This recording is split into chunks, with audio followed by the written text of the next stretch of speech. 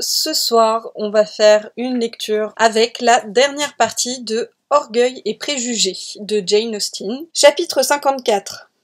Aussitôt qu'ils furent partis, Élisabeth sortit pour tâcher de se remettre, ou, plus exactement, pour se plonger dans les réflexions les mieux faites pour lui ôter tout courage. L'attitude de Mr. Darcy était pour elle un sujet d'étonnement et de mortification. Puisqu'il a pu se montrer si aimable avec mon oncle et ma tante, quand il était à Londres, pensait-elle, pourquoi ne l'est-il pas avec moi? S'il me redoute, pourquoi est-il venu? S'il a cessé de m'aimer, pourquoi ce silence? Quel homme déconcertant! Je ne veux plus penser à lui. L'approche de sa sœur vint l'aider à donner à cette résolution un commencement d'exécution. L'air joyeux de Jane témoignait qu'elle était satisfaite de leur visiteur beaucoup plus qu'Élisabeth.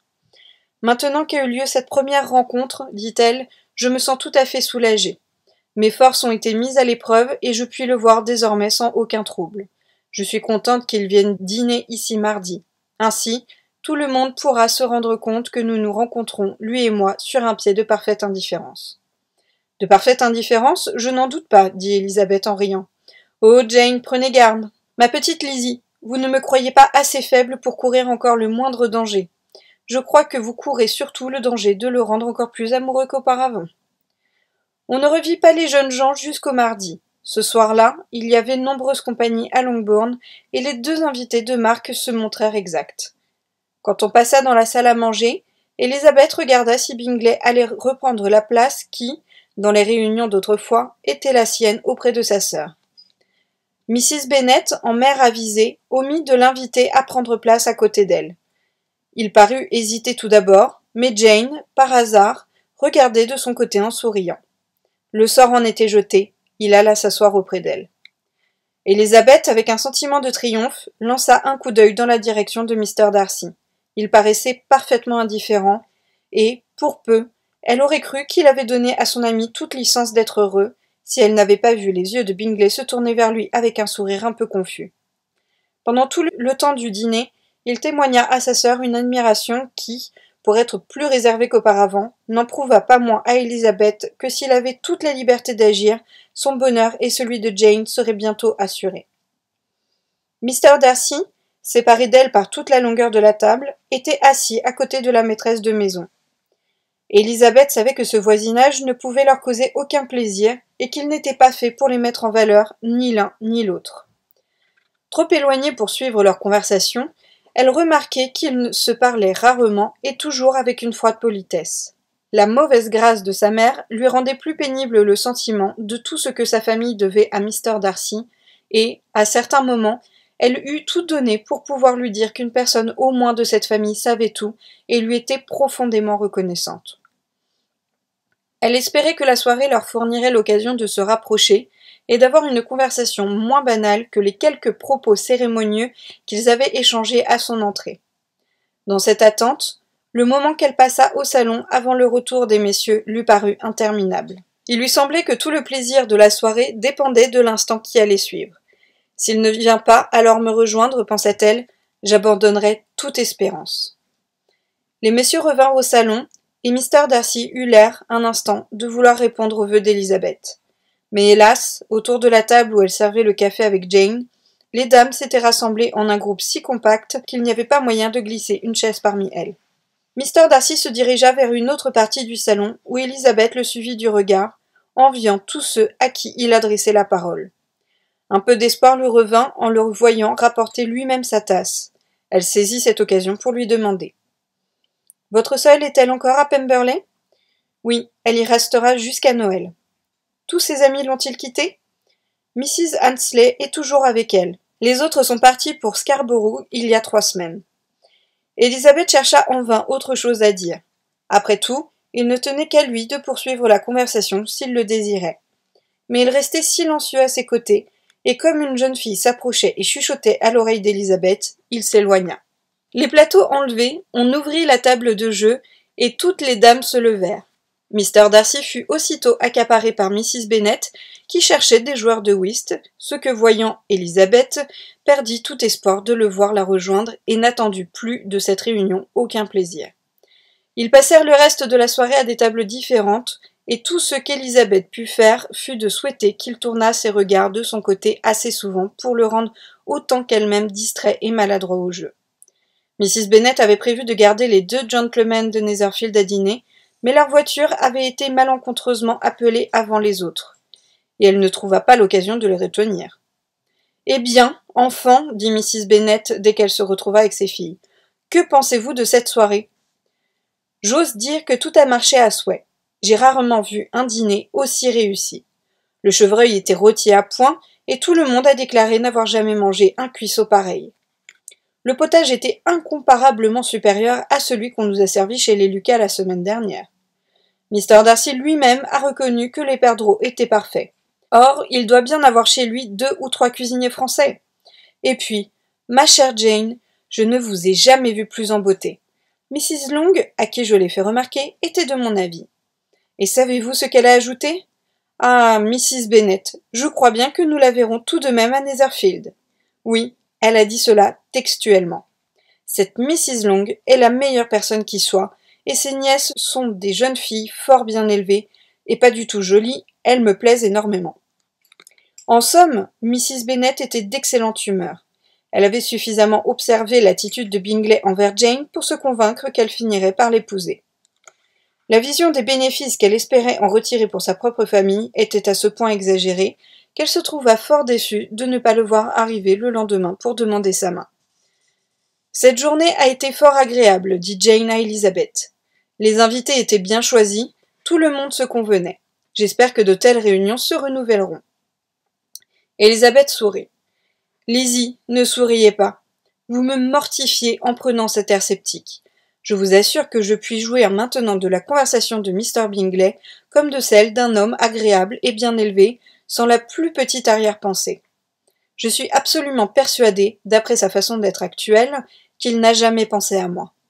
Il a seulement plus de charme dans les manières et plus de désir de plaire que n'en montrent la plupart des hommes.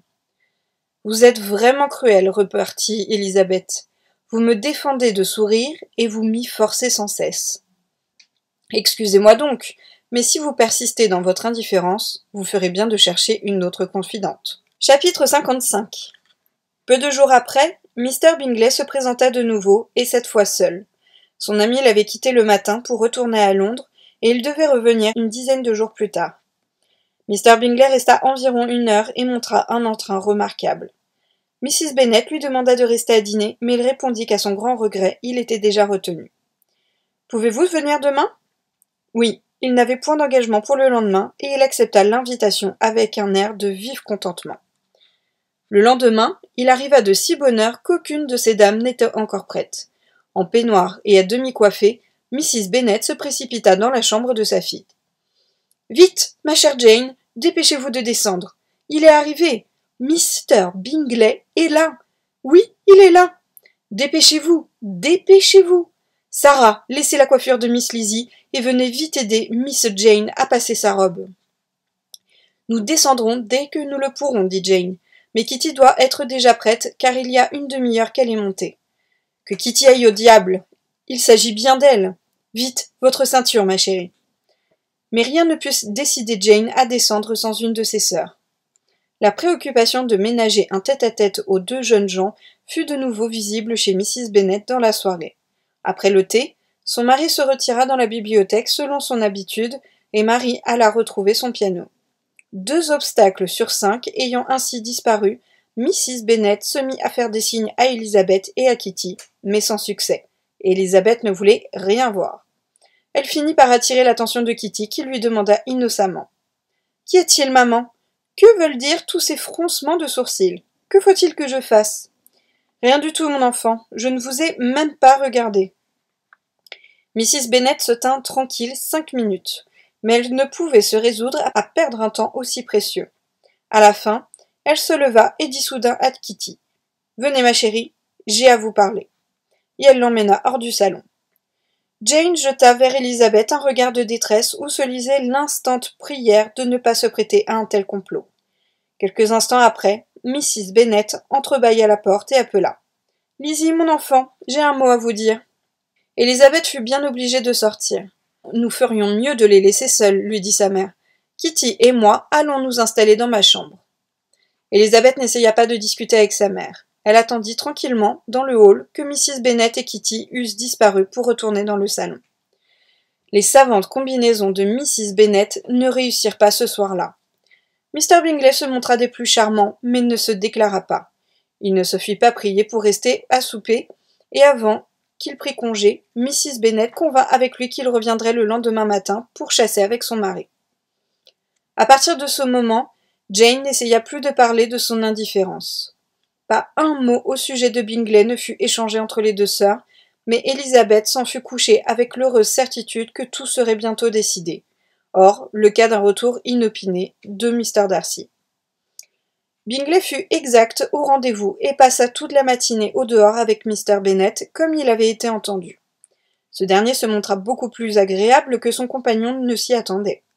Il n'y avait chez Bingley ni vanité ni sottise qui pût provoquer l'ironie ou le mutisme de Mr. Bennet, qui se montra moins original et plus communicatif que Bingley ne l'avait encore vu. Ils revinrent ensemble pour le dîner. Après le thé, Elizabeth s'en fut dans le petit salon écrire une lettre. Les autres se préparant à faire une partie de cartes, sa présence n'était plus nécessaire. Sa lettre terminée, elle revint au salon et vit alors que Mrs. Bennet avait été plus avisée qu'elle. En ouvrant la porte, elle aperçut sa sœur et Bingley debout devant la cheminée qui parlaient avec animation. Si cette vue ne lui avait donné aucun soupçon, l'expression de leur physionomie et la hâte avec laquelle ils s'éloignèrent l'un de l'autre auraient suffi pour l'éclairer.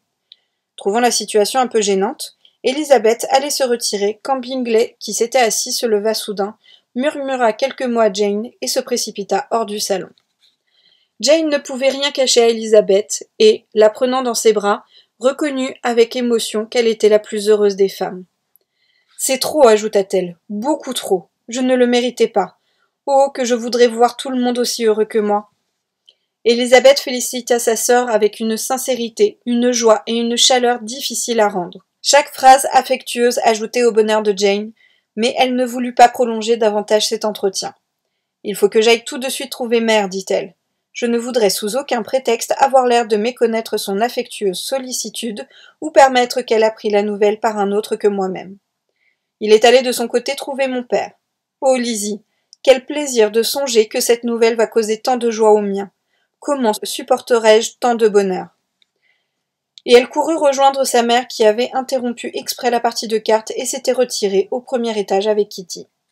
Elizabeth, restée seule, sourit devant l'aisance et la rapidité avec lesquelles se réglait une affaire qui leur avait donné tant de mois d'incertitude et d'anxiété.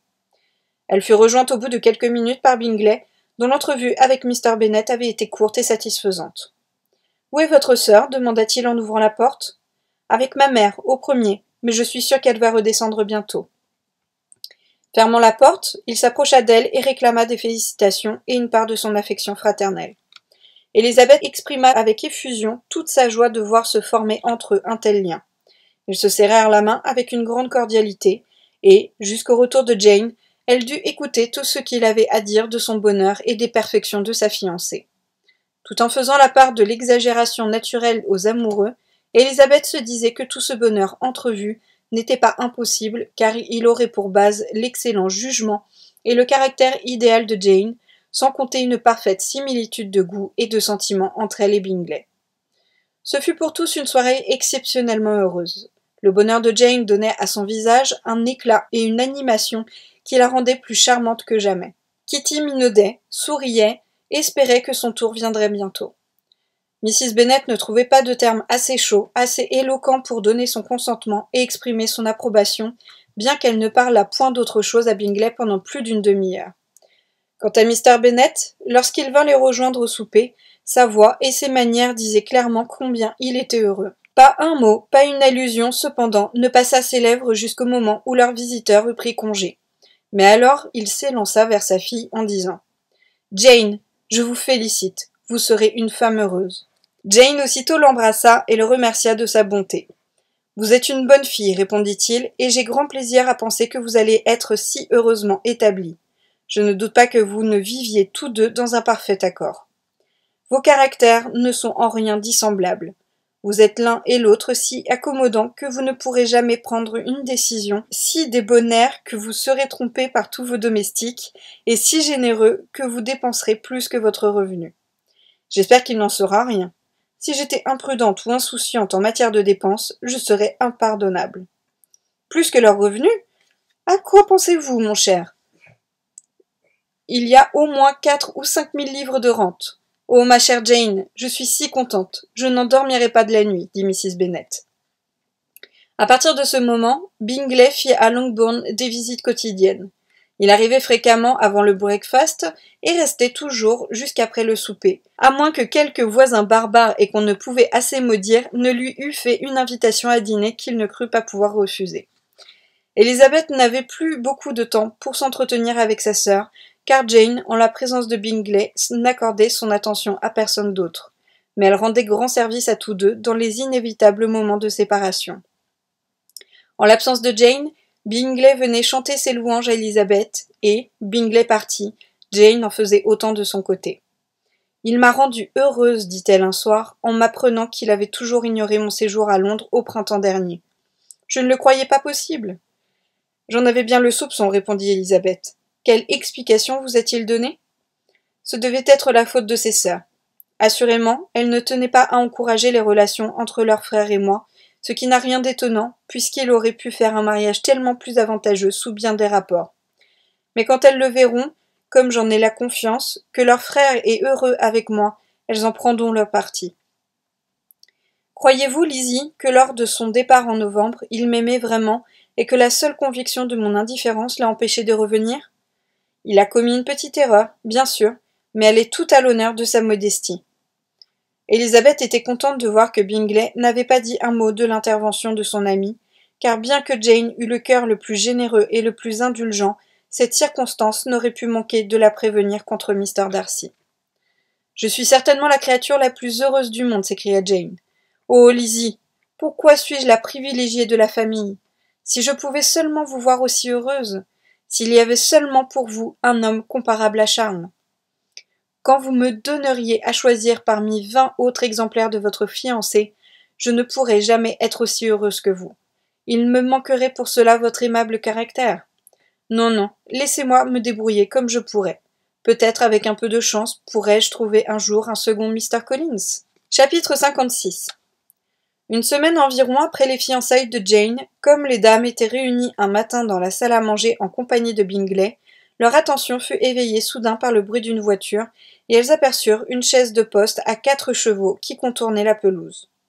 L'heure était vraiment matinale pour une visite d'amis, et d'ailleurs ni l'équipage ni la livrée du cocher ne leur étaient connus. Cependant, comme il était certain que quelqu'un allait se présenter, Bingley eut au fait de décider Jane à l'accompagner dans le petit bois pour fuir l'intrus. Mrs. Bennet et ses autres filles se perdaient en conjectures lorsque la porte s'ouvrit et livra passage à Lady Catherine. Elle entra dans la pièce avec un air encore moins gracieux que d'habitude, ne répondit à la révérence d'Elizabeth qu'en inclinant légèrement la tête, et s'assit sans mot dire. Elizabeth l'avait nommée à sa mère après son entrée, bien que sa grâce n'eût pas demandé à être présentée. Mrs. Bennet, stupéfaite, mais flattée de voir chez elle une personne de si haute importance, déploya pour la recevoir toutes les ressources de sa politesse. Après un moment de silence, Lady Catherine dit assez sèchement à Elizabeth. « J'espère que vous allez bien, Miss Bennet. Cette dame est votre mère, je suppose ?» Elizabeth fit une brève réponse affirmative. « Et voilà sans doute une de vos sœurs. »« Oui, madame, intervint Mrs. Bennet, ravie de parler à une aussi grande dame. C'est mon avant-dernière fille. La plus jeune s'est mariée dernièrement, et l'aînée est au jardin avec un jeune homme qui ne tardera pas, je crois, à faire partie de la famille. »« Votre parc n'est pas bien grand, reprit Lady Catherine après une courte pause. Ce n'est rien en comparaison de Rosings, assurément, my lady, mais je vous assure qu'il est beaucoup plus vaste que celui de Sir William Lucas. Cette pièce doit être bien incommode pour les soirs d'été. Elle est en plein couchant. Mrs. Bennet assura que l'on ne s'y tenait jamais après dîner, puis elle ajouta. Puis-je prendre la liberté de demander à votre grâce si elle a laissé Mr. et Mrs. Collins en bonne santé? Oui, ils vont très bien. Je les ai vus avant hier soir. Elizabeth s'attendait maintenant à ce qu'elle lui remît une lettre de Charlotte, seule raison, semblait-il, qui pût expliquer cette visite. Mais ne voyant aucune lettre venir, elle se sentit de plus en plus intriguée. Mrs. Bennet pria sa grâce d'accepter quelques rafraîchissements, mais Lady Catherine déclara nettement, et sans beaucoup de forme, qu'elle n'avait besoin de rien, puis se levant, elle dit à Elizabeth. « Miss Bennet, il m'a semblé qu'il y avait un assez joli petit bois de l'autre côté de votre pelouse. J'y ferai volontiers un tour si vous me faites la faveur de m'accompagner. » « Allez-y, ma chérie, s'écria Mrs. Bennet, et montrez à sa grâce les plus jolies allées. Je suis sûre que l'ermitage lui plaira. » Élisabeth obéit et, courant chercher son ombrelle dans sa chambre, elle redescendit se mettre à la disposition de la noble visiteuse. Comme elle traversait le hall, Lady Catherine ouvrit les portes de la salle à manger et du salon, y jeta un coup d'œil et, après avoir daigné les déclarer convenables, sortit dans le jardin. Toutes deux suivirent en silence l'allée sablée qui conduisait au petit bois.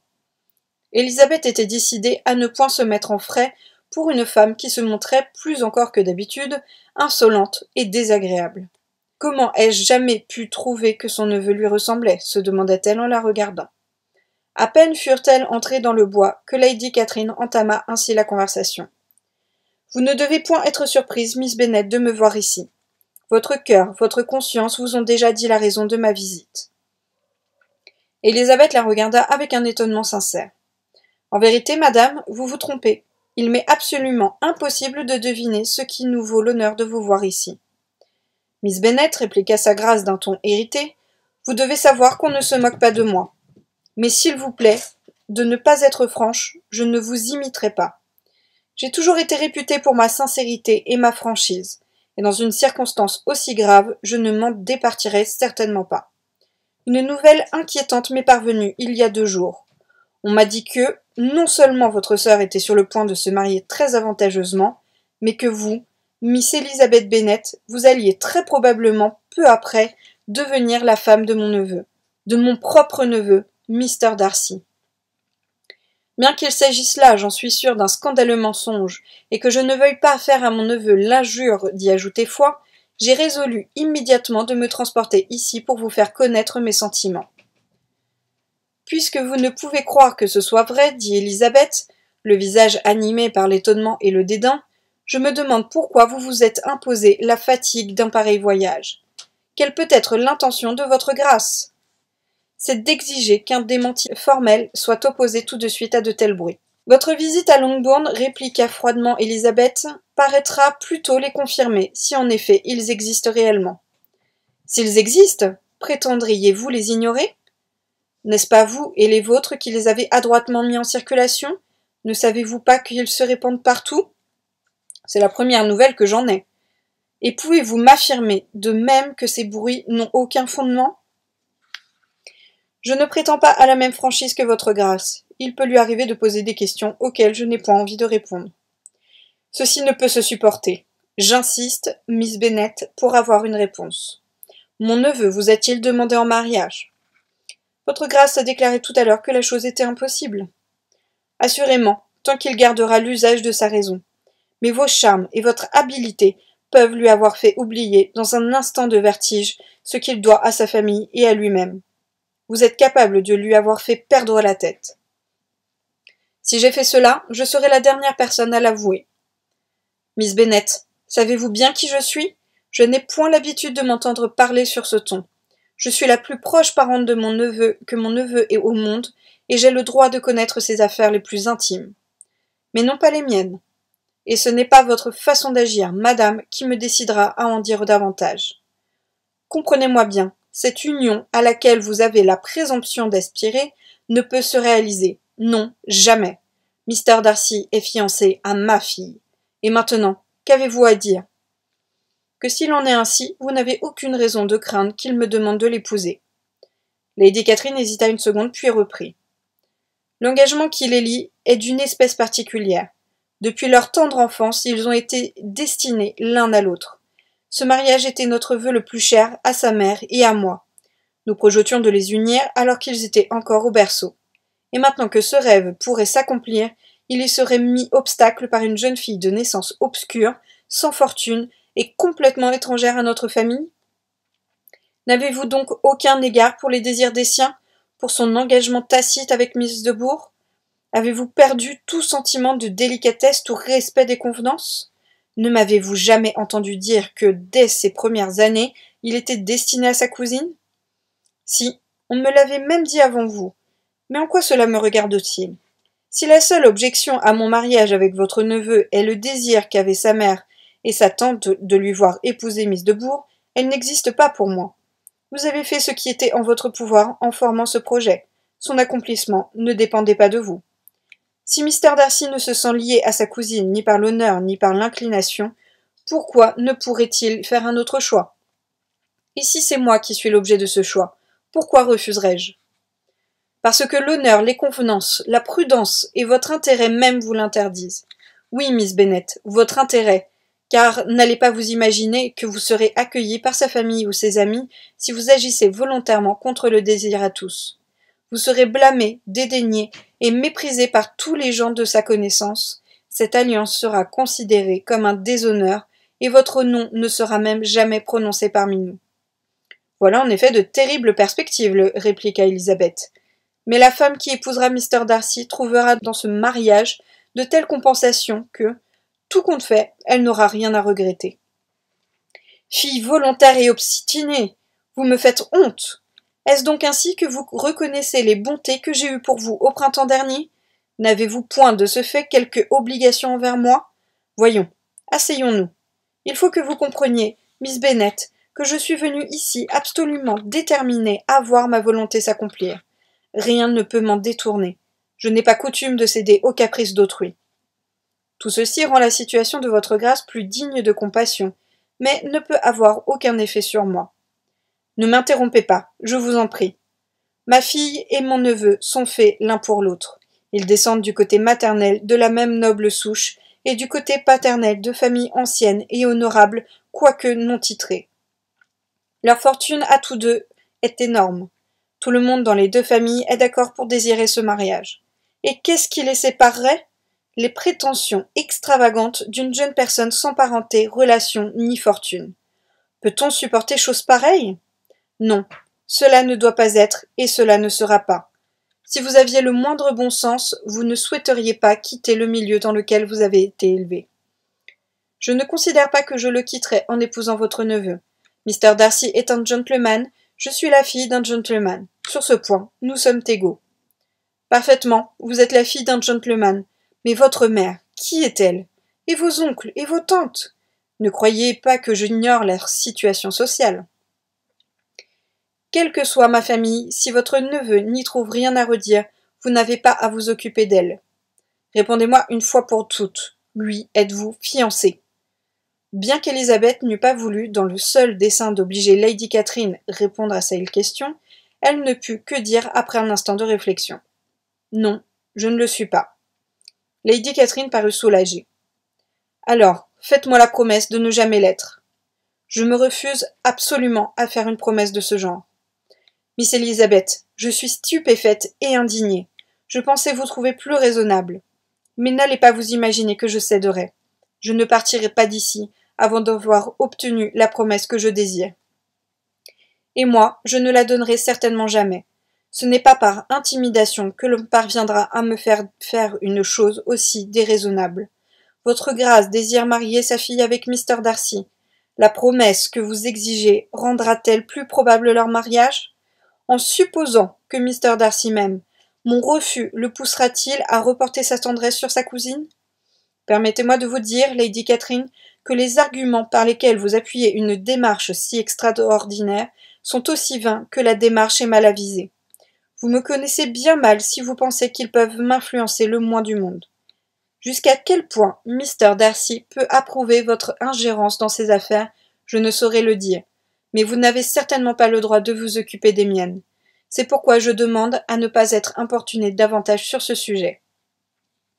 Pas si vite, je vous prie. Je n'ai pas fini. À toutes les raisons que j'ai données, j'en ajouterai une autre. Je n'ignore rien de la honteuse aventure de votre plus jeune sœur. Je sais que son mariage avec le jeune homme n'a été qu'un replâtrage qui s'est fait aux frais de votre père et de votre oncle. Et une fille pareille deviendrait la sœur de mon neveu? Il aurait comme beau-frère le fils du régisseur de feu son père? À quoi pensez-vous, grand Dieu? Les ombres des anciens maîtres de Pemberley doivent-elles être à ce point déshonorées? Après cela, vous n'avez certainement rien à ajouter, répliqua Élisabeth amèrement. Il n'est pas une seule insulte que vous m'ayez épargnée. Je vous prie de bien vouloir me laisser retourner chez moi. Tout en parlant, elle se leva. Lady Catherine se leva aussi, et elles se dirigèrent vers la maison. Sa grâce était en grand courroux. C'est bien, vous refusez de m'obliger. Vous refusez d'obéir à la voix du devoir, de l'honneur, de la reconnaissance. Vous avez juré de perdre mon neveu dans l'estime de tous ses amis et de faire de lui la risée du monde. Je sais maintenant ce qu'il me reste à faire. Ne croyez pas, Miss Elizabeth, que votre ambition puisse triompher. Je suis venue pour essayer de m'entendre avec vous. J'espérais vous trouver plus raisonnable. Mais ne vous trompez pas, ce que je veux, je saurai l'obtenir. Lady Catherine continua son discours jusqu'à la portière de sa voiture. Alors, se retournant vivement, elle ajouta. Je ne prends pas congé de vous, Miss Bennet. Je ne vous charge d'aucun compliment pour votre mère. Vous ne méritez pas cette faveur. Je suis outrée. Élisabeth ne répondit pas et rentra tranquillement dans la maison. Elle entendit la voiture s'éloigner tandis qu'elle montait l'escalier. Sa mère l'attendait, impatiente, à la porte du petit salon et demanda pourquoi Lady Catherine n'était pas revenue pour se reposer. Elle n'a pas voulu, répondit la jeune fille. Elle était pressée de repartir. Quelle personne distinguée! Et comme c'est aimable à elle de venir nous rendre visite. Car je suppose que c'est uniquement pour nous apporter des nouvelles des Collins qu'elle est venue. Elle est sans doute en voyage, et passant par Meryton, elle aura eu l'idée de s'arrêter pour nous voir. Je suppose qu'elle n'avait rien de particulier à vous dire, Lizzie. Élisabeth fut forcée de répondre par un léger mensonge, car il était vraiment impossible de faire connaître le véritable sujet de leur conversation. Chapitre 57.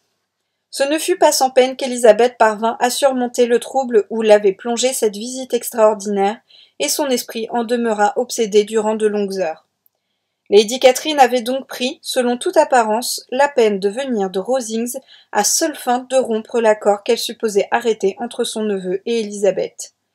Il n'y avait là rien qui pût étonner de sa part, mais d'où cette nouvelle lui était venue, c'est ce qu'Élisabeth n'arrivait pas à s'expliquer. Enfin, l'idée lui vint que le fait qu'elle était la sœur de Jane et Darcy, l'ami intime de Bingley, avait pu suffire à faire naître cette supposition, un projet de mariage ne manquant jamais d'en suggérer un autre à l'imagination du public. Leurs voisins de Lucas Lodge, car c'était certainement par eux et les Collins que le bruit avait atteint Lady Catherine, avaient seulement prédit comme un fait assuré et prochain ce qu'elle-même entrevoyait comme possible dans un avenir plus ou moins éloigné. Le souvenir des déclarations de Lady Catherine n'était pas sans lui causer quelque malaise, car il fallait s'attendre, après ce qu'elle avait dit de sa résolution d'empêcher le mariage, à ce qu'elle exerçât une pression sur son neveu. Comment celui-ci prendrait-il le tableau qu'elle lui ferait des fâcheuses conséquences d'une alliance avec la famille Bennet? Élisabeth n'osait le prévoir. Elle ne savait pas au juste le degré d'affection que lui inspirait sa tante, ni l'influence que ses jugements pouvaient avoir sur lui. Mais il était naturel de supposer qu'il avait pour Lady Catherine beaucoup plus de considération que n'en avait Élisabeth. Il était certain qu'en énumérant les inconvénients d'épouser une jeune fille dont la parenté immédiate était si inférieure à la sienne, sa tante l'attaquerait sur son point vulnérable. Avec ses idées sur les inégalités sociales, il estimerait sans doute raisonnables et judicieux les arguments qu'Élisabeth avait jugés faibles et ridicules. S'il était encore hésitant, les conseils et l'exhortation d'une proche parente pouvaient avoir raison de ses derniers doutes et le décider à chercher le bonheur dans la satisfaction de garder sa dignité intacte. Dans ce cas, il ne reviendrait point. Lady Catherine le verrait sans doute en traversant Londres, et il n'aurait plus qu'à révoquer la promesse faite à Bingley de revenir à Netherfield. Par conséquent, se dit-elle, si son ami reçoit ces jours-ci une lettre où il s'excuse de ne pouvoir tenir sa promesse, je saurai à quoi m'en tenir, et qu'entre lui et moi, tout est fini. Le lendemain matin, comme elle descendait de sa chambre, elle rencontra son père qui sortait de la bibliothèque, une lettre à la main. « Je vous cherchais justement, Lizzie, lui dit-il, entrez ici avec moi. » Elle le suivit, curieuse de ce qu'il allait lui dire, intriguée par cette lettre qui devait avoir une certaine importance. L'idée la frappa brusquement qu'elle venait peut-être de Lady Catherine, ce qui lui fit entrevoir, non sans effroi, toute une série d'explications où il lui faudrait s'engager. Elle suivit son père jusque devant la cheminée, et tous deux s'assirent. Mr. Bennet prit la parole. « Je viens de recevoir une lettre qui m'a causé une surprise extrême. Comme elle vous concerne tout particulièrement, il faut que je vous en dise le contenu. J'ignorais jusqu'alors que j'avais 2 filles sur le point de se lier avec les nœuds sacrés du mariage. Permettez-moi de vous adresser mes félicitations pour une conquête aussi brillante. » La couleur monta aux joues d'Élisabeth, subitement convaincue que la lettre venait non pas de la tante, mais du neveu. À la fois satisfaite qu'il en vînt à se déclarer, et mécontente que la lettre ne lui fût plus adressée, elle entendit son père poursuivre. « Vous avez l'air de comprendre de quoi il s'agit. Les jeunes filles, en ces matières, sont douées d'une grande pénétration, mais je crois avoir défié votre sagacité elle-même de deviner le nom de votre admirateur. Cette lettre vient de Mr. Collins. » « De Mr. Collins ?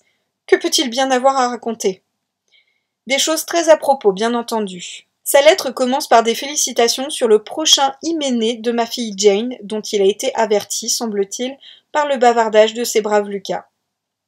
Je ne me jouerai pas de votre impatience en vous lisant ce qu'il écrit là-dessus. Voici le passage qui vous concerne.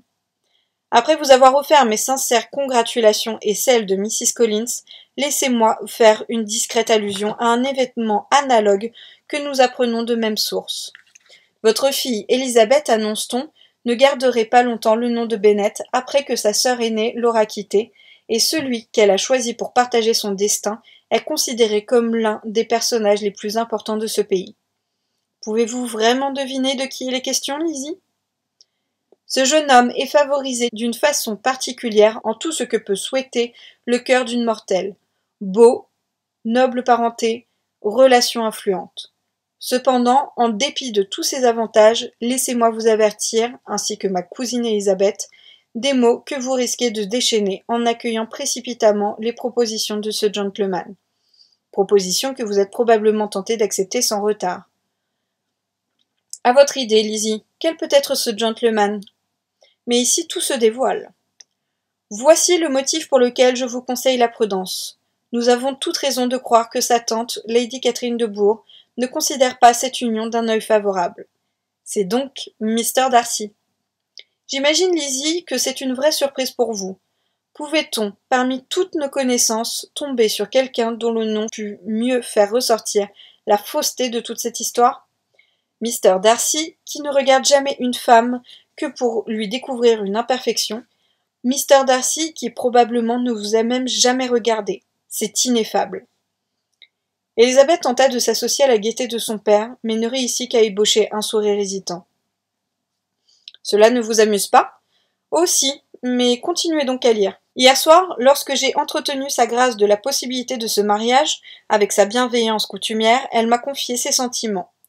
Par suite de certaines raisons de famille qu'elle fait valoir contre ma cousine, il me paraît évident qu'elle ne donnerait jamais son consentement à ce qu'elle appelle une mésalliance inacceptable. Je crois de mon devoir d'avertir avec toute la diligence possible ma cousine et son noble admirateur, afin qu'il sache à quoi il s'expose, et ne précipite pas une union qui ne serait pas dûment approuvée. Mr. Collins ajoute encore. Je me réjouis véritablement de ce que la triste histoire de ma cousine Lydia ait été si bien étouffée. Une seule chose me peine, c'est que l'on sache dans le public qu'ils ont vécu ensemble 15 jours avant la bénédiction nuptiale. Je ne puis me dérober au devoir de ma charge et m'abstenir d'exprimer mon étonnement que vous ayez reçu le jeune couple chez vous, aussitôt après le mariage. C'est un encouragement au vice, et si j'étais le recteur de Longbourn, je m'y serais opposé de tout mon pouvoir. Assurément, vous devez leur pardonner en chrétien, mais non les admettre en votre présence, ni supporter que l'on prononce leur nom devant vous. Voilà quelle est sa conception du pardon chrétien. La fin de la lettre roule sur l'intéressante situation de sa chère Charlotte et leur espérance de voir bientôt chez eux un jeune plant d'olivier. Mais Lizzie, cela n'a pas l'air de vous amuser. Vous n'allez pas faire la délicate, je pense, et vous montrer affecté par un racontard stupide. Pourquoi sommes-nous sur terre, sinon pour fournir quelques distractions à nos voisins, et en retour nous égayer à leurs dépens ? Oh, s'écria Élisabeth, je trouve cela très drôle, mais tellement étrange. Et justement, c'est ce qui en fait le piquant. Si ces braves gens avaient choisi un autre personnage, il n'y aurait eu là rien de divertissant. Mais l'extrême froideur de Mr. Darcy et votre aversion pour lui témoigne à quel point cette fable est délicieusement absurde. Bien que j'aie horreur d'écrire, je ne voudrais pour rien au monde mettre un terme à ma correspondance avec Mr. Collins.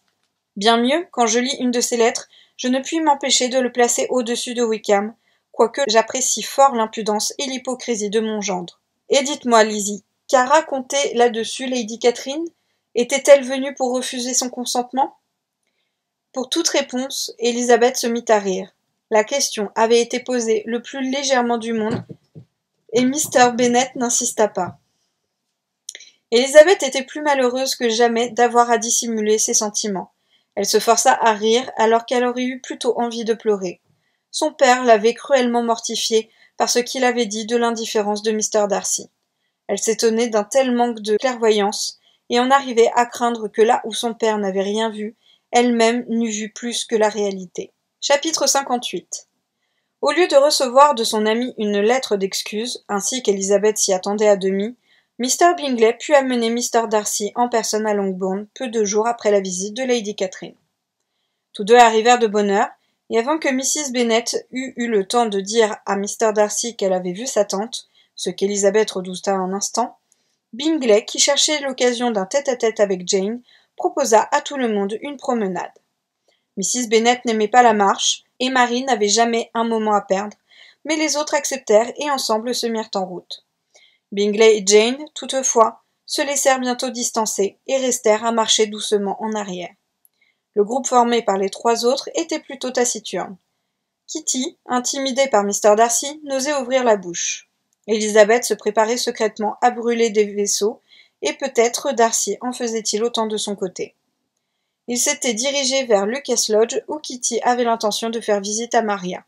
Élisabeth, ne voyant pas la nécessité de l'accompagner, la laissa entrer seule et poursuivit délibérément sa route avec Mr. Darcy.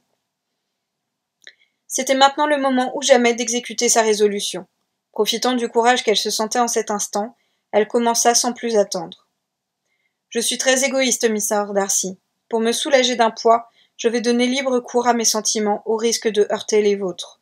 Mais je ne puis rester plus longtemps sans vous remercier de la bonté vraiment extraordinaire dont vous avez fait preuve pour ma pauvre Jane.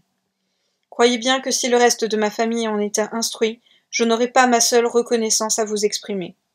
Je regrette infiniment, répliqua Darcy, avec un accent plein de surprise et d'émotion, qu'on vous ait informé de choses qui, mal interprétées, ont pu vous causer quelque malaise. J'aurais cru qu'on pouvait se fier davantage à la discrétion de Mrs. Gardiner. Ne blâmez pas ma tante. L'étourderie de Lydia seule m'a révélé que vous aviez été mêlée à cette affaire, et bien entendu, je n'ai pas eu de repos tant que je n'en ai pas connu tous les détails.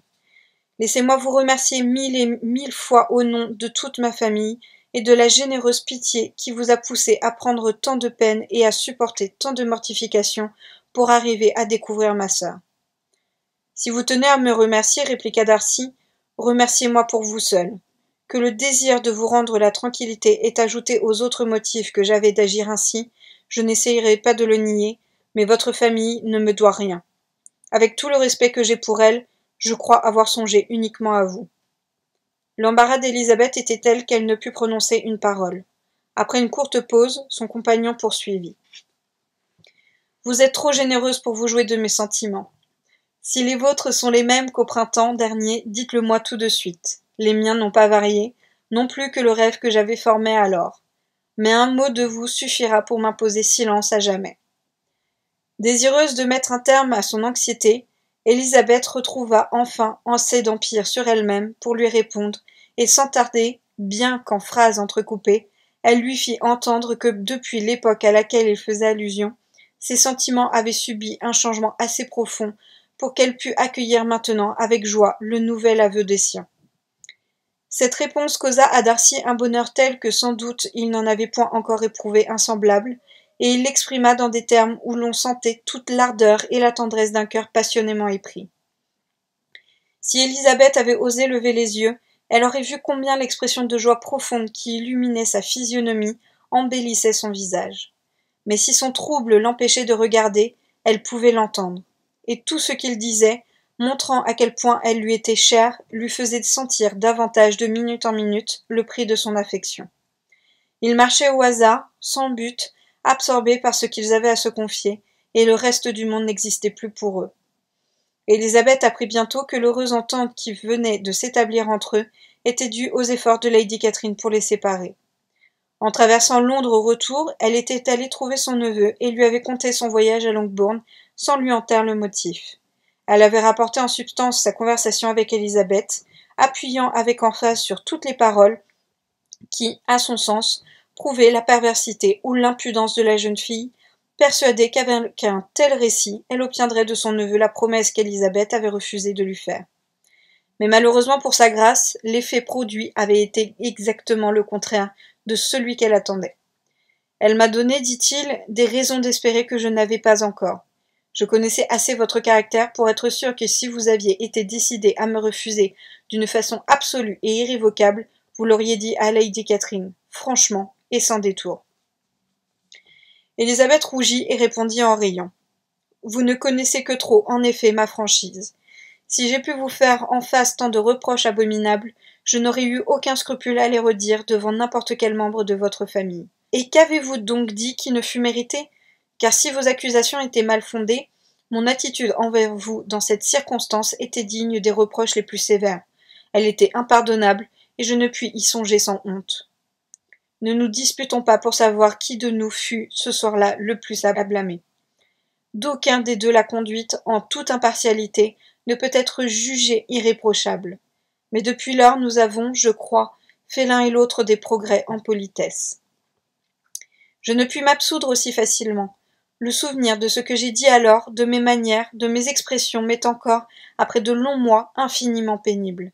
Il y a un de vos reproches que je n'oublierai jamais. Si votre conduite avait été celle d'un gentleman, m'avez-vous dit, vous ne pouvez savoir, vous pouvez à peine imaginer combien ces paroles m'ont torturé, bien qu'il m'ait fallu quelque temps, je l'avoue, pour arriver à en reconnaître la justesse.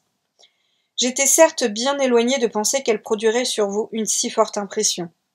Je le crois aisément, vous me jugiez alors incapable de tout bon sentiment. Oui, ne protestez pas. Je ne pourrai jamais oublier l'expression de votre visage lorsque vous m'avez déclaré que, faite sous n'importe quelle forme, ma demande n'aurait jamais pu vous donner la moindre tentation de l'agréer. Oh, ne répétez pas tout ce que j'ai dit. Ces souvenirs n'ont rien d'agréable, et voilà longtemps, je vous assure, qu'ils me remplissent de confusion. Darcy rappela sa lettre. Vous a-t-elle donné meilleure opinion de moi? Avez-vous, en la lisant, fait crédit à ce qu'elle contenait? Élisabeth expliqua les impressions qu'elle avait ressenties et comment, l'une après l'autre, toutes ses préventions étaient tombées. En écrivant cette lettre, reprit Darcy, je m'imaginais être calme et froid, mais je m'en rends compte maintenant que je l'ai écrite le cœur plein d'une affreuse amertume. Peut-être commença-t-elle dans l'amertume, mais elle se terminait par un adieu plein de charité. Allons, ne pensez plus à cette lettre. Les sentiments de celui qui l'a écrite, comme de celle qui l'a reçue, ont si profondément changé depuis lors que tous les souvenirs désagréables qui s'y rapportent doivent être oubliés. Mettez-vous à l'école de ma philosophie, et ne retenez du passé que ce qui peut vous donner quelque plaisir. Je n'appelle pas cela de la philosophie. Les souvenirs que vous évoquez sont si exempts de reproches que la satisfaction qu'ils font naître ne peut prendre le nom de philosophie. Mais il n'en va pas de même pour moi, et des souvenirs pénibles s'imposent à mon esprit qui ne peuvent pas, qui ne doivent pas être repoussés. J'ai vécu jusqu'ici en égoïste. Enfant, on m'a enseigné à faire le bien, mais on ne m'a pas appris à corriger mon caractère. J'étais malheureusement fils unique, même durant de longues années unique enfant, et j'ai été gâté par mes parents qui, bien que pleins de bonté, mon père en particulier était la bienveillance même, ont laissé croître et même encouragé la tendance que j'avais à me montrer personnelle et hautain, à enfermer mes sympathies dans le cadre familial et à faire fi du reste du monde. Tel ai-je été depuis mon enfance, jusqu'à l'âge de 28 ans, tel serais-je encore si je ne vous avais pas rencontrée, aimable et charmante Élisabeth. Que ne vous dois-je pas? Vous m'avez donné une leçon, dure sans doute, mais précieuse. Par vous, j'ai été justement humilié. Je venais à vous, n'éprouvant aucun doute au sujet de l'accueil qui m'attendait. Vous m'avez montré combien mes prétentions étaient insuffisantes pour plaire à une femme qui avait le droit d'être difficile. Comme vous avez dû me détester après ce soir-là. Vous détester? J'ai été en colère, peut-être, pour commencer. mais ma colère a pris bientôt une meilleure direction. J'ose à peine vous demander ce que vous avez pensé de moi lorsque nous nous sommes rencontrés à Pemberley. Ma présence en ce lieu ne vous a-t-elle pas paru déplacée? Non, en vérité. Je n'ai ressenti que de la surprise. Votre surprise n'a sûrement pas été plus grande que la mienne en me voyant traiter avec vous avec tant d'égards. Ma conscience me disait que je ne méritais pas d'être l'objet d'une politesse exagérée, et j'avoue que je ne comptais pas recevoir plus qu'il ne m'était dû. Mon but, répliqua Darcy, était de vous montrer, par toute la courtoisie dont j'étais capable, que je n'avais pas l'âme assez basse pour vous garder rancune du passé. J'espérais obtenir votre pardon et adoucir la mauvaise opinion que vous aviez de moi, en vous faisant voir que vos reproches avaient été pris en considération. À quel moment d'autres souhaits ne se sont-ils mêlés à cet espoir? Je puis à peine le dire, mais je crois bien que ce fut moins d'une heure après vous avoir revu. Il lui dit combien alors Georgiana avait été charmée de faire sa connaissance, et sa déception en voyant leur relation si brusquement interrompue.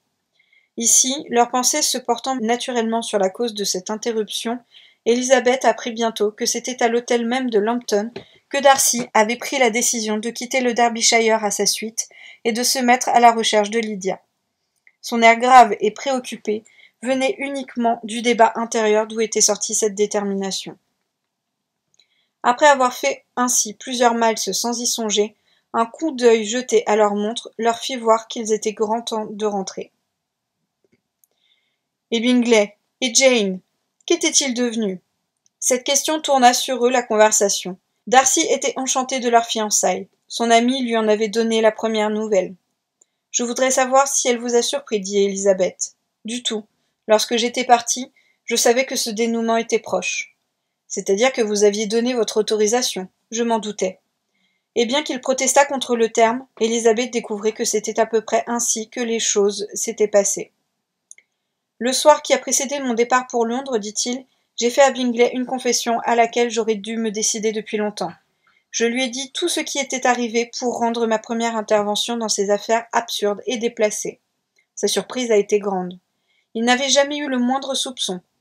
Je lui ai dit de plus que je m'étais trompée en supposant que votre sœur était indifférente à son égard, et que, ne pouvant douter de la constance de son amour pour elle, j'étais convaincue qu'ils seraient ensemble heureux. Et votre conviction, je le suppose, a entraîné immédiatement la sienne? Parfaitement. Bingley est très sincèrement modeste. Sa défiance naturelle l'avait empêché de se remettre à son propre jugement dans une question aussi importante. Sa confiance dans le mien a tout décidé. Mais je lui devais un autre aveu qui, pendant un moment, et non sans raison, l'a blessé. Je ne pouvais pas permettre de lui cacher que votre sœur avait passé 3 mois à Londres l'hiver dernier, que je l'avais su, et le lui avais laissé volontairement ignorer. Ceci l'a fâché, mais sa colère, je crois bien, s'est évanouie en même temps que ses doutes sur les sentiments de votre sœur. Elizabeth avait grande envie d'observer que Mr. Bingley avait été un ami tout à fait charmant, et que sa docilité à se laisser guider rendait inappréciable, mais elle se contint. Elle se rappela que Mr. Darcy n'était pas encore habitué à ce qu'on le plaisantât, et il était encore tôt pour commencer.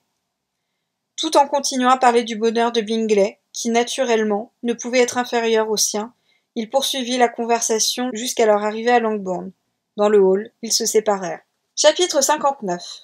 Ma chère Lizzie, où avez-vous bien pu aller vous promener?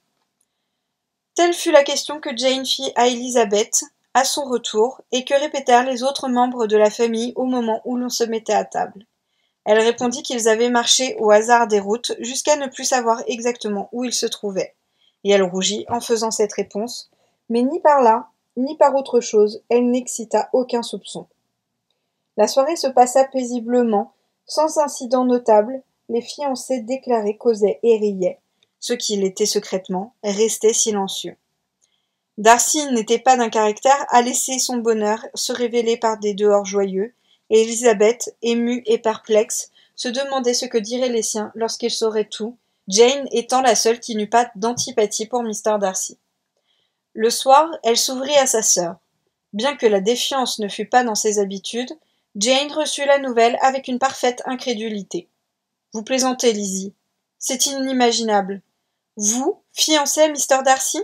Non, non, je ne puis vous croire, je sais que c'est impossible. Je n'ai pas de chance pour commencer.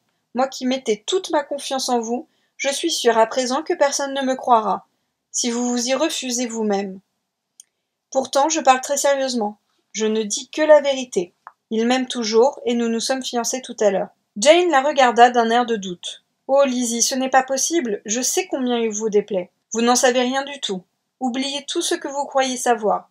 Peut-être fut-il un temps où je ne l'aimais pas comme aujourd'hui, mais je vous dispense d'avoir une mémoire trop fidèle. Dorénavant, je ne veux plus m'en souvenir moi-même. » « Mon Dieu, est-ce possible ?» s'écria Jane. « Pourtant, il faut bien que je vous croie. Lizzie chérie, je veux vous féliciter. Mais êtes-vous certaine, excusez ma question, êtes-vous bien certaine que vous puissiez être heureuse avec lui ? Il n'y a aucun doute à cet égard. Nous avons déjà décidé que nous serions le couple le plus heureux du monde. Mais êtes-vous contente, Jane ? Serez-vous heureuse de l'avoir pour frère ?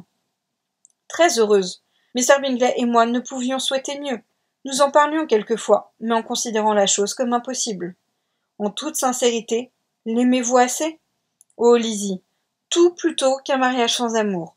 Êtes-vous bien sûre de vos sentiments ?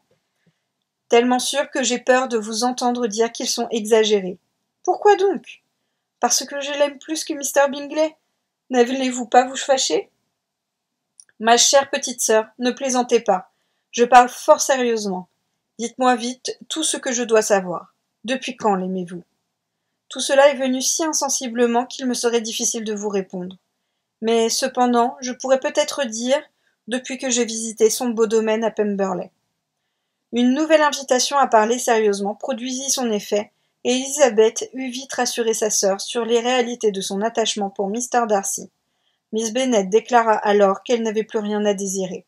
« Désormais, je suis pleinement heureuse, affirma-t-elle, car votre part de bonheur sera aussi belle que la mienne. J'ai toujours estimé Mr. Darcy. N'y eût-il eu en lui que son amour pour vous, cela m'aurait suffi. Maintenant qu'il sera l'ami de mon mari et le mari de ma sœur, il aura le troisième rang dans mes affections. Mais Lizzie, comme vous avez été dissimulée avec moi, j'ignore presque tout ce qu'il s'est passé à Pemberley et à Lambton, et le peu que j'en sais m'a été raconté par d'autres que vous. » Elisabeth lui expliqua les motifs de son silence. L'incertitude où elle était au sujet de ses propres sentiments lui avait fait éviter jusqu'alors de nommer Mr. Darcy. Mais maintenant, il fallait que Jane sût la part qu'il avait prise au mariage de Lydia. Tout fut éclairci, et la moitié de la nuit se passa en conversation. « Dieu du ciel !» s'écria Mrs. Bennet, le lendemain matin, en regardant par la fenêtre. « Ne voilà-t-il pas ce fâcheux Mr. Darcy qui arrive encore avec notre cher Bingley ? Quelle raison peut-il avoir de nous fatiguer de sa présence ? J'imaginais qu'il venait pour chasser, pêcher, tout ce qu'il voudrait, mais non pour être toujours fourré ici. Qu'allons-nous en faire ? Lizzie, vous devriez encore l'emmener promener pour éviter que Bingley le trouve sans cesse sur son chemin. » Elisabeth garda difficilement son sérieux à une proposition si opportune. Bingley, en entrant, la regarda d'un air expressif et lui serra la main avec une chaleur qui montrait bien qu'il savait tout. Puis, presque aussitôt, « Mrs. Bennet, dit-il, n'avez-vous pas d'autres chemins dans lesquels Lizzie pourrait recommencer à se perdre aujourd'hui ? » « Je conseillerais à Mr. Darcy, à Lizzie et à Kitty, dit Mrs. Bennet, d'aller à pied ce matin jusqu'à Oakland-mount. C'est une jolie promenade, et Mr. Darcy ne doit pas connaître ce point de vue. » Kitty avoua qu'elle ne préférait pas sortir. Darcy professa une grande curiosité pour la vue de Oakland-mount, et Elisabeth donna son assentiment sans rien dire. Comme elle allait se préparer, Mrs. Bennet la suivit pour lui dire « Je regrette, Lizzie, de vous imposer cet ennuyeux personnage, mais vous ferez bien cela pour Jane. Inutile du reste de vous fatiguer à tenir conversation tout le long du chemin, un mot de temps à autre suffira. » Pendant cette promenade, ils décidèrent qu'il fallait le soir même demander le consentement de Mr. Bennet. Elisabeth se réserva la démarche auprès de sa mère.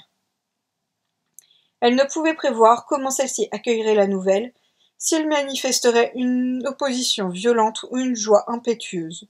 De toute manière, l'expression de ses sentiments ne ferait pas honneur à sa pondération, et Elisabeth n'aurait pas pu supporter que Mr. Darcy fût témoin ni des premiers transports de sa joie, ni des mouvements véhéments de sa désapprobation.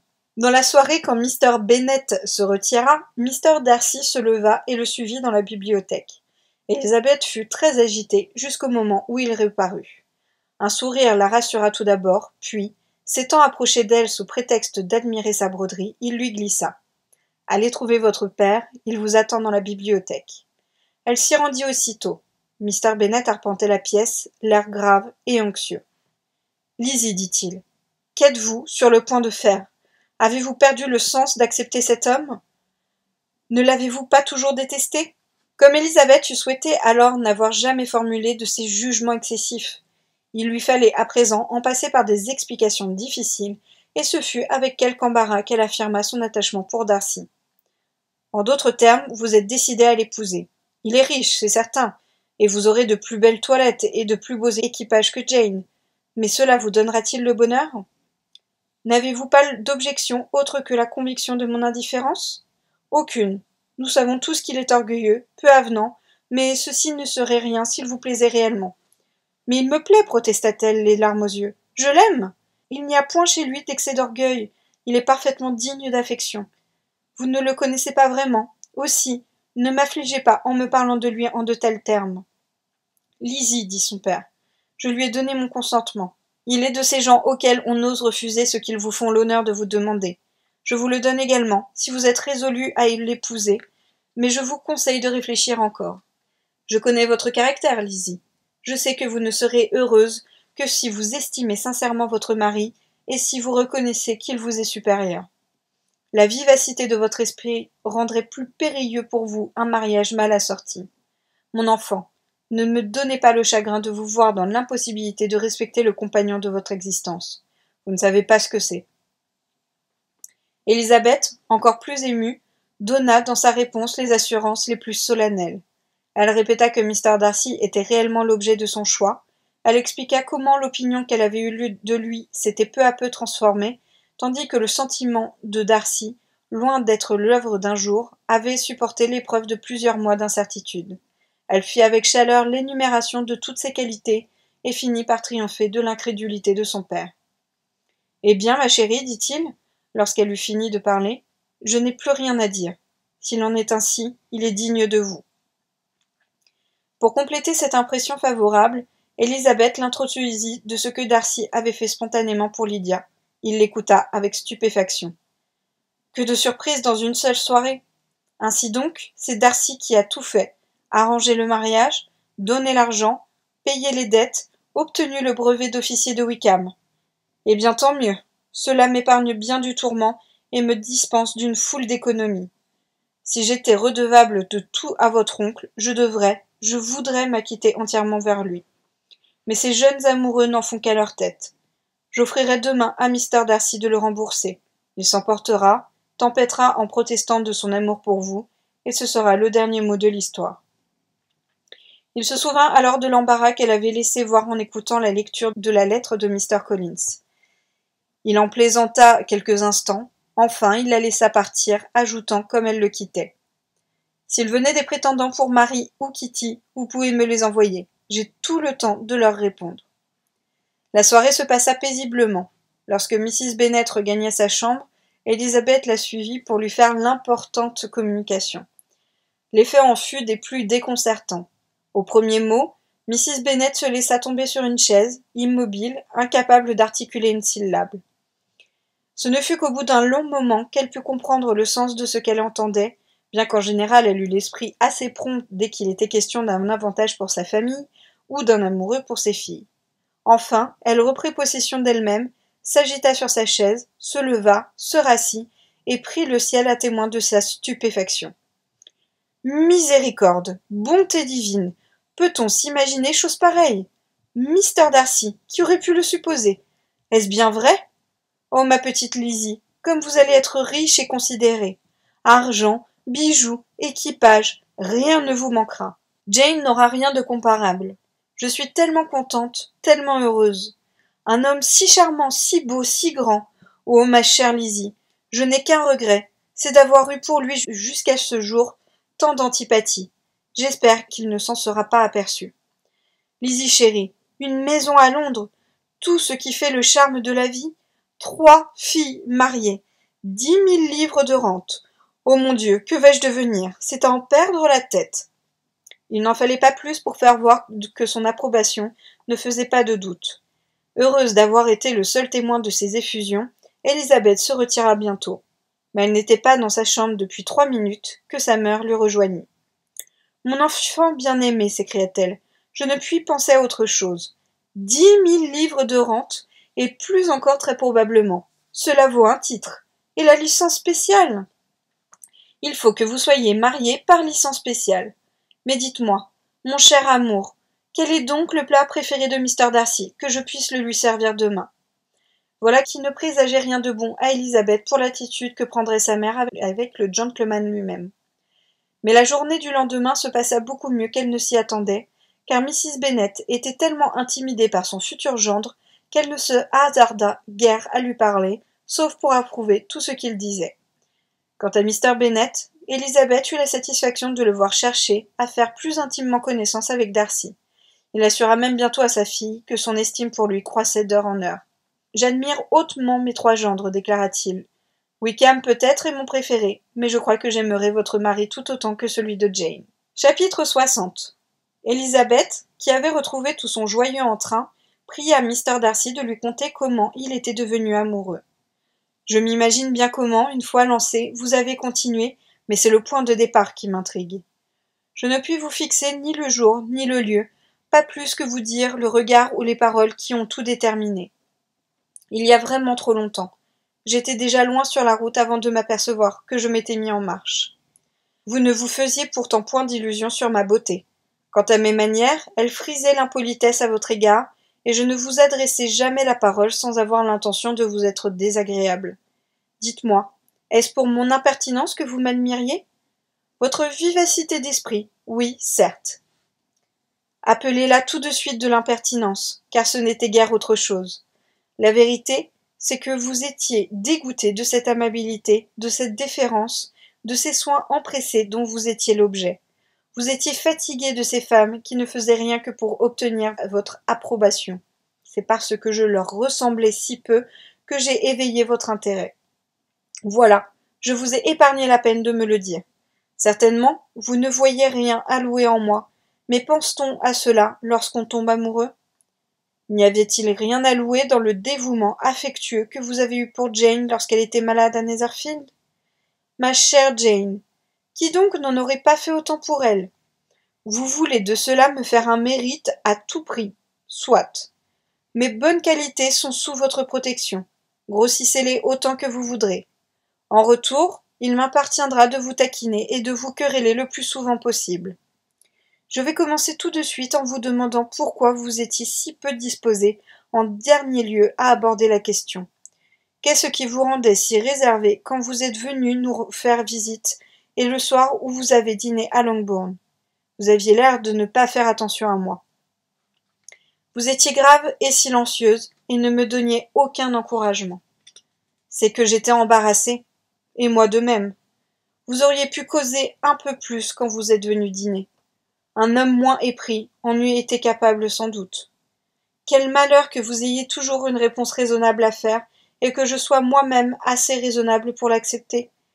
Mais je me demande combien de temps vous auriez continué ainsi, et quand vous vous seriez décidé à parler, si je ne vous y avais provoqué.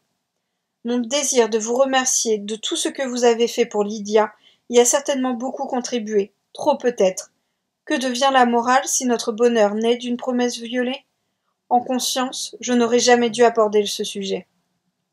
Ne vous tourmentez pas, la morale n'est pas compromise. Les tentatives injustifiables de Lady Catherine pour nous séparer ont eu pour effet de dissiper tous mes doutes. Je ne dois point mon bonheur actuel au désir que vous avez eu de m'exprimer votre gratitude, car le rapport fait par ma tante m'avait donné de l'espoir, et j'étais décidée à tout éclaircir sans plus tarder. Lady Catherine nous a été infiniment utile, et c'est de quoi elle devrait être heureuse, elle qui aime tant à rendre service. Aurez-vous jamais le courage de lui annoncer ce qui l'attend? C'est le temps qui me manquerait plutôt que le courage, Élisabeth.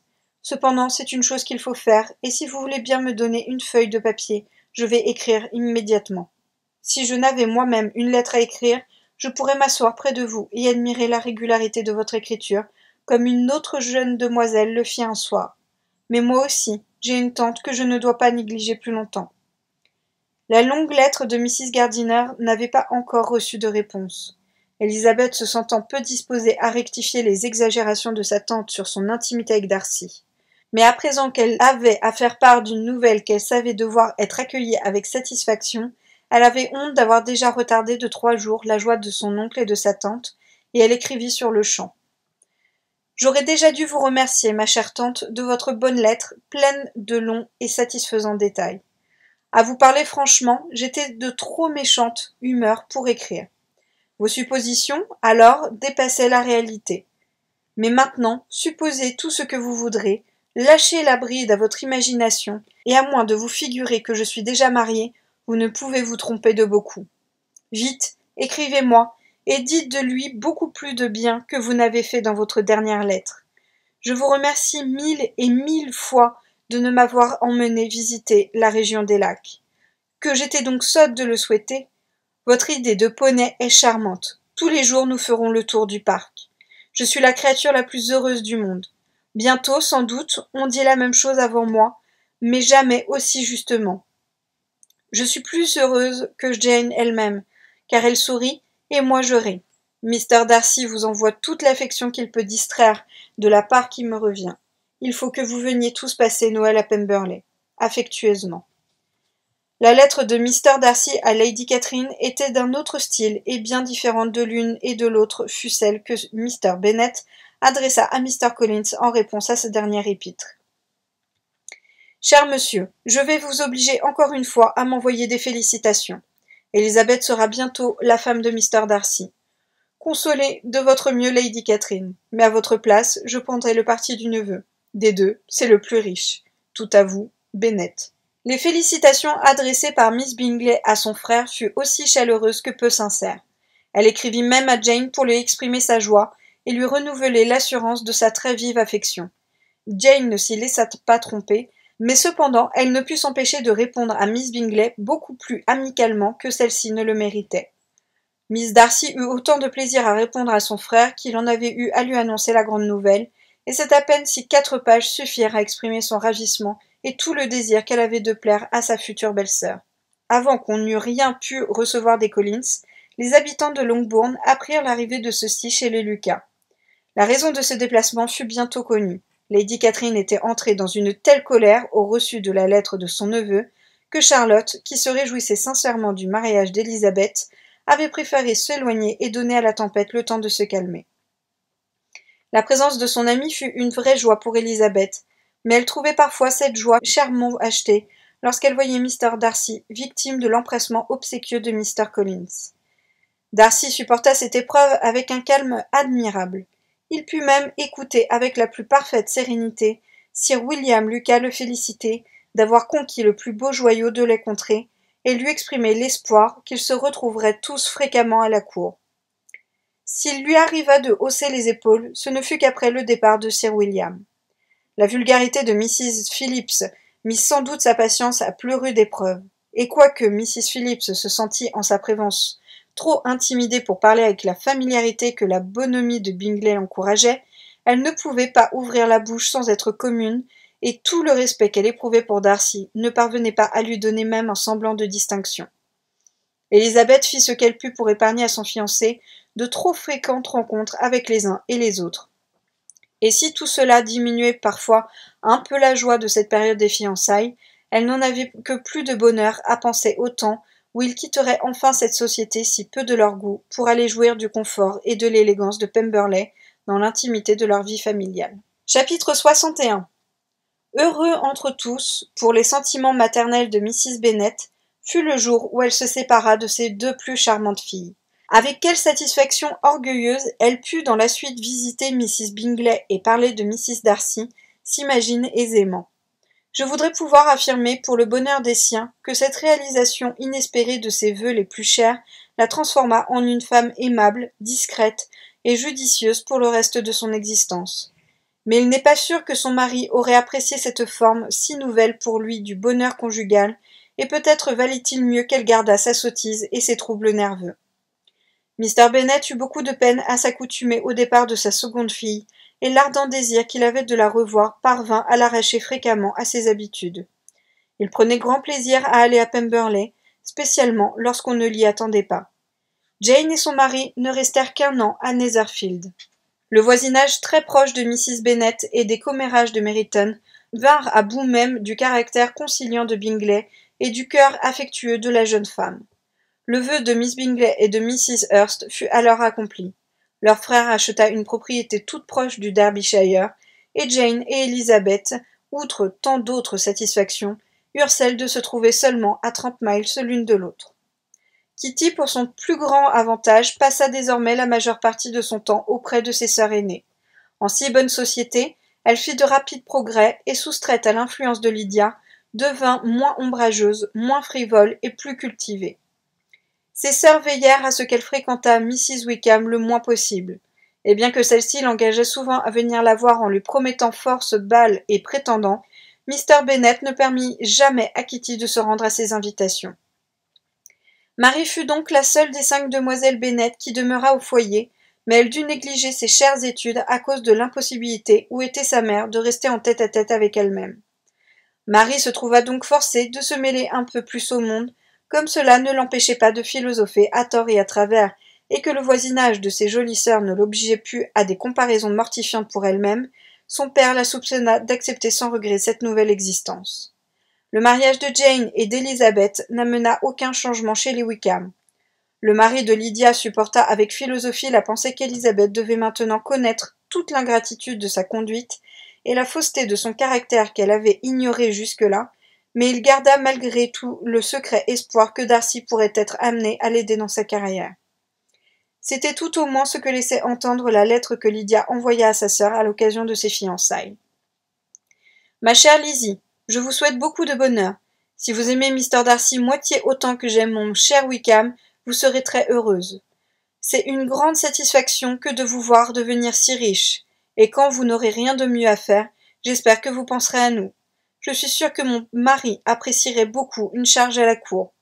Et vous savez que nos moyens ne nous permettent guère de vivre sans un petit appoint. N'importe quelle situation de 300 ou 400 livres serait la bienvenue. Mais je vous en prie, ne vous croyez pas obligé d'en parler à Mr. Darcy si cela vous ennuie.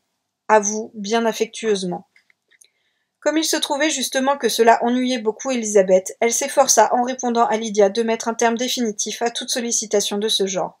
Mais par la suite, elle ne laissa pas d'envoyer à sa jeune sœur les petites sommes qu'elle pouvait prélever sur ses dépenses personnelles. Elle avait toujours été persuadée que les modestes ressources du ménage Wickham seraient insuffisantes entre les mains de 2 êtres aussi prodigues et aussi insouciants de l'avenir. À chacun de leurs changements de garnison, elle ou Jane se voyaient mises à contribution pour payer leurs créanciers. Même lorsque, la paix ayant été conclue, ils purent avoir une résidence fixe, ils continuèrent leur vie désordonnée, toujours à la recherche d'une situation, dépensant plus que leurs revenus. L'affection de Wickham pour sa femme se mua bientôt en indifférence.